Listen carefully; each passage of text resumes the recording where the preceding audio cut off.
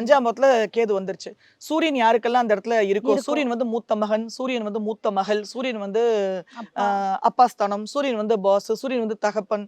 So இவங்க கூட உண்டான அந்த எமோஷனல் அ திங்ஸ்ல வந்து இவங்க டிட்டாச்மெண்ட்ட வளர்க்கணும். அங்க வந்து நம்மளோட கடமைகள மட்டும் தான் செய்யணும்.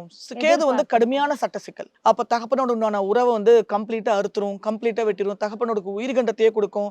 எகைன் நான் சொன்ன மாரி சுய ஜாதகத்துல தகப்பன் ஸ்தானம் எப்படி இருக்கு? சூரியன் எங்க டிஸ்போஸ் ஆயிருக்கு?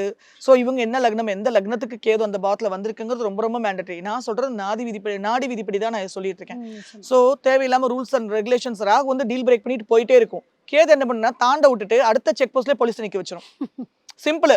ராகு வந்து போயிரு, என்ன வேணாலும் பண்ணிரு, தப்பிச்சிடலாம்னு முடிவு வந்துச்சுன்னா, ராகு கரத்துவம் பண்ணவங்க எத்தனாயிரம் கோடி எடுத்தாலும் சரி, அவங்க எஸ்கேப் பண்ணணும்னு முடிவு பண்ணிட்டா எஸ்கேப் ஆகியே தீருவாங்க. அங்க யாராவது சனியோ, கேதுவோ உள்ள வந்துச்சு அப்படின்னா, கதையே காலி. இந்த இடத்துல கிளப்பி விட்டுட்டு அடுத்த செக் போஸ்ட்ல லாக் பண்ணி விட்டுரும். அதுவும் கடுமையான சட்ட சிக்கல்ல சிக்க வச்சிரும்.